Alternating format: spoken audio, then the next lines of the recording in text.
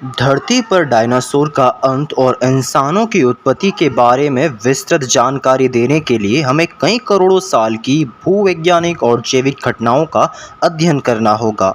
इस आलेख में हम डायनासोर के अंत और मानवों की उत्पत्ति की प्रमुख घटनाओं के सिद्धांतों का विस्तार से वर्णन करेंगे। साथ ही साथ इस पृथ्वी को किसने बनाया, इसका भी हम विस्तार से वर्णन करने वाले हैं। तो डायनासोर, जो कि मेसोजोइक युग के प्रमुख जीव थे, उनका अचानक और व्यापक अंत करीब 600 मिलियन साल पहले हुआ था। इसका मुख्य कारण एक विशाल उल्का पिंड का टकराव माना जाता है, जिसे चुंबकीय प्रभाव के नाम से भी जाना जाता है। चिक्सुलप प्रभाव, स्थान और समय। यह प्रभाव आज के मेक्सिको के युकाटन प्रायद्वीप में हुआ था। उल्कापिंड का व्यास लगभग 10 से 15 किलोमीटर था, जो इसका प्रभाव स्थल 150 किलोमीटर चौड़ा था।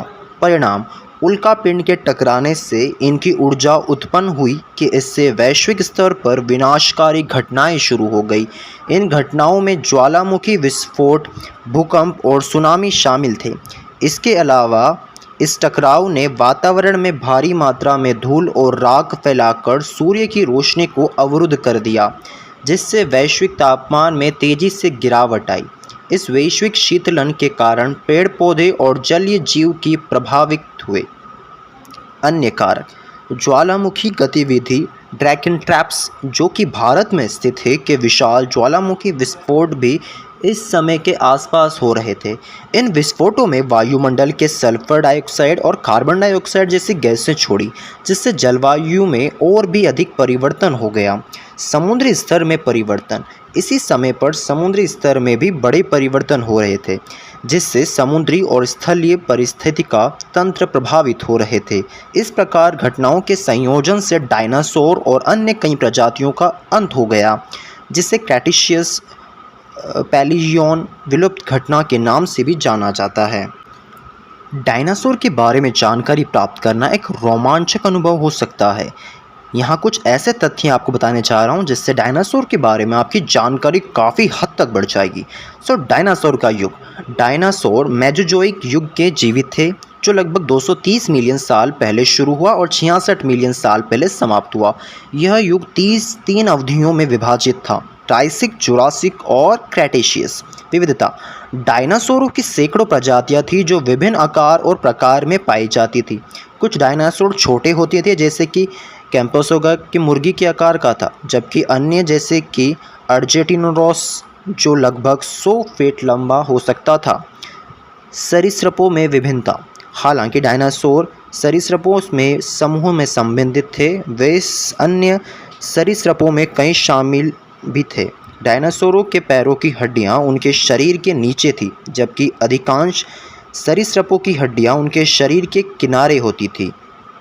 पंख और फर, कुछ डायनासोरों के पंख या फर थे, जैसे कि वेलोसिरैप्टर और माइक्रोरैप्टर। ये पंख संभवतः तापमान नियंत्रण और संभोग के दौरान आकर्षण के लिए उपयोग किए जाते थे। सबसे बड़ा मांसाहारी, सबसे बड़ा ज्ञात मांसाहारी डायनासोर रेक्स था, जो 40 फीट लंबा और 12 फीट ऊंचा हो सकता था। इसकी दांत लगभग 12 इंच लंबी हो सकती थी। सबसे लंबा शाकाहारी, सबसे लंबे ज्ञात शाकाहारी डायनासोरों में से एक था, जिसकी लंबाई थी 100 फीट, जिसका वजन था 100 टन। ब्रेन और बुद्धिमान, डायनासोरों की बुद्धिमत्ता और उसके दिमाग का आकार उनकी प्रजाति के अनुसार भिन्न होता था। ट्रोडोन को सबसे बुद्धिमान डायनासोर माना जाता था। इसको मानसिक आकार में बड़ा भी था।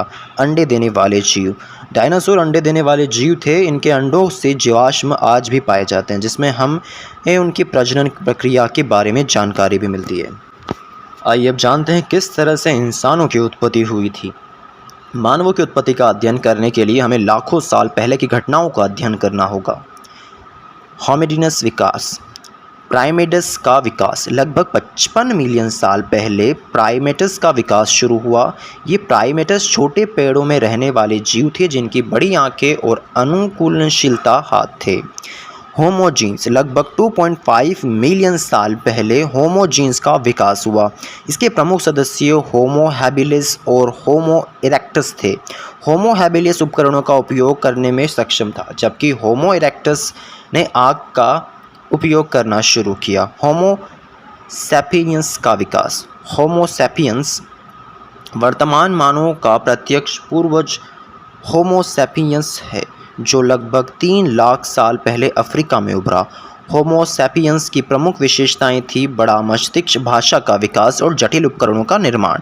माइग्रेशन। होमो सैपियंस के अफ्रीका में निकलकर विश्व में विभिन्न हिस्सों में प्रभाव किया।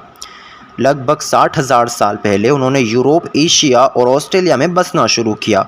करीब 15,000 साल पहले वे अमेरिका में भी पहुंचे। प्रारंभिक समाज। होमो सैपियंस के छोटे समूहों में शिकार और संग्रहण के माध्यम से जीवन यापन किया। उन्होंने गुफाओं में चित्रकारी, आभूषण निर्माण और अन्य सांस्कृतिक विधियों का विकास भी किया। कृषि क्रांति। लगभग 10,000 साल पहले कृषि क्रांति का आगमन हुआ।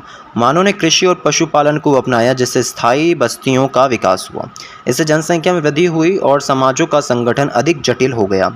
सभ्यताओं का उदय। कृषि क्रांति के बाद विभिन्न सभ्यताओं का भी उदय हुआ, जैसे कि मेसोपोटामिया, मिस्र, सिंधु घाटी और चीन की सभ्यताएं। इन सभ्यताओं के लेखन, गणित, विज्ञान और वास्तुकला में महत्वपूर्ण प्रगति है।